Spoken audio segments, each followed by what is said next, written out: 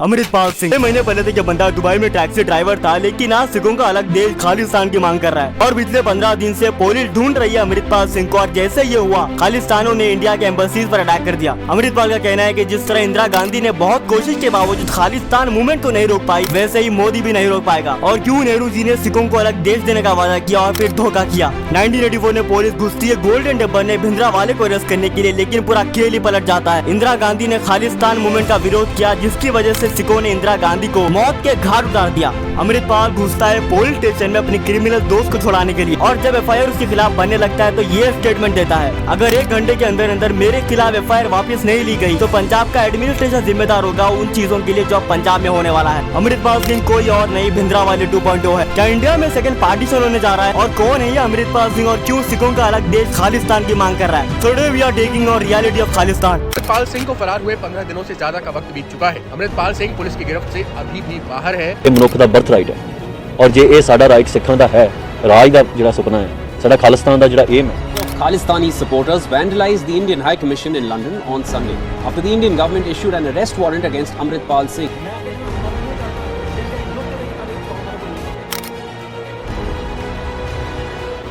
खालिस्तान का जन्म तब हुआ जब झरनेल सिंह भिंडरावाले ने पॉलिटिक्स में एंट्री मारी सिखिज्म का मफड़ा पहनकर। 1981 में पुलिस ने अरेस्ट किया भिंडरावाले को, और जैसे ये हुआ पंजाब की सिचुएशन आउट ऑफ कंट्रोल चले गई, जिसकी वजह से भिंडरावाले को रिहा कर दिया गया। और यही वो टाइम था जहाँ लोग भिंडरावाले को अपना मसीहा समझने लगे कि ये हमें खालिस्तान दिलवाएगा। 15 दिसंबर 1983 को भिंडरावाले ने अपने काम करने की लोकेशन गोल्डन टेम्पल के अंदर शिफ्ट कर दी। और यही वो टाइम था जहाँ युद्ध होने लग रहा था भिंडरावाले और गवर्नमेंट के बीच। 1981 में पुलिस घुसती है गोल्डन टेम्पल के अंदर भिंडरावाले को अरेस्ट करने के, लेकिन पूरा खेल ही पलट जाता है। भिंडरावाले ने पूरी तैयारी कर रखी थी लड़ने के लिए। जब पुलिस ने चारों तरफ से घेर लिया गोल्डन टेम्पल को, उसी बीच खबरें आने लगती है कि हजारों की तादाद में सिख गोल्डन टेम्पल की तरफ आ रहे हैं, जिनके हाथों में हथियार भी है। अब आर्मी यहाँ फैसला लेती है कि इस मामले को जितनी जल्दी हो सके उतनी जल्दी खत्म करो, नहीं तो ये सिख हमें नहीं छोड़ेंगे। आर्मी ने चारों तरफ से हमला कर दिया, भिंडरावाले और उसके साथियों को मार दिया गया। और जब इमेजेस बाहर आई गोल्डन टेम्पल की, तो सिखों ने कसम उठाई कि जिन्होंने इसका ये हाल किया हम उन्हें मौत के घाट उतारे बगैर चैन नहीं लेंगे। 31 अक्टूबर 1984 को इंदिरा गांधी के सिख बॉडीगार्ड ने उनको 18 गोलियां मारकर उनका असैसिनेट कर दिया, जिसके बाद हालात अभी खराब हो गए।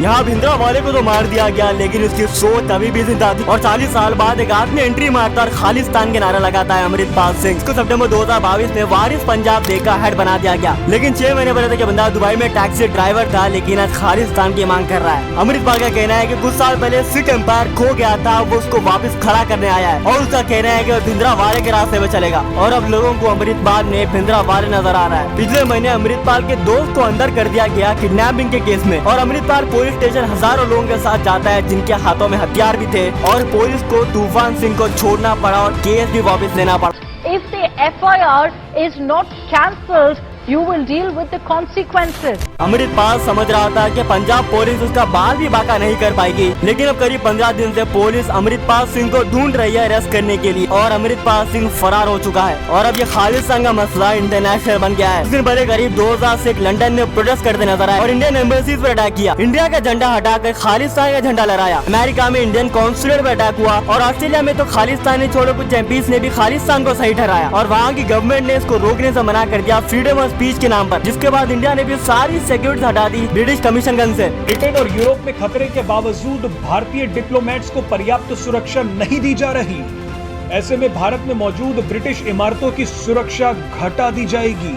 लेकिन इन सब के बाद एक सवाल उठकर आता है कि क्या सही में खालिस्तान पॉसिबल है? अगर खालिस्तान बनना होता तो भिंडरावाले के टाइम पर ही बन जाता, क्योंकि जब हर सिख चाहता था कि खालिस्तान बने, लेकिन आज कुछ सिख और सिख लीडर अमृतपाल के खिलाफ खड़े हैं। और इसका जवाब हमें तब मिला जब पंजाब पुलिस ने अरेस्ट वारंट निकाला अमृतपाल के खिलाफ, और कोई रिस्पॉन्स नहीं आया सिख कम्युनिटी से। तिरंगे की शान बनाने के लिए सिखों ने सबसे ज्यादा खून बहाया।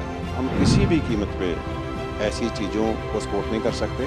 और पंजाब में एक बहुत बड़ी प्रॉब्लम है जो खालिस्तान की उम्मीदों पर पानी फेरती है कि मेजोरिटी यूथ पंजाब का देश छोड़कर जा रहा है। अगर यूथ ही नहीं रहेगा तो इकोनॉमी कैसे रहेगी? अगर खालिस्तान एक अलग देश बनेगा तो ये बात तो पक्की है कि उनके रिलेशन इंडिया से अच्छे नहीं रहेंगे, जिसकी वजह से इम्पोर्ट और एक्सपोर्ट में दिक्कत आई। तब उनके पास सबसे करीब इम्पोर्ट और एक्सपोर्ट का ऑप्शन बचता है पाकिस्तान। लेकिन पाकिस्तान खुद एक इकोनॉमिक क्राइसिस से गुजर रहा है। पाकिस्तान खुद मदद का इंतजार कर रहा है, वो कैसे खालिस्तान की मदद करेगा? तो यहाँ पर एक बात तो है ही है कि Khalistan as a country survive नहीं कर पाएगा। So there will be an end of Khalistan.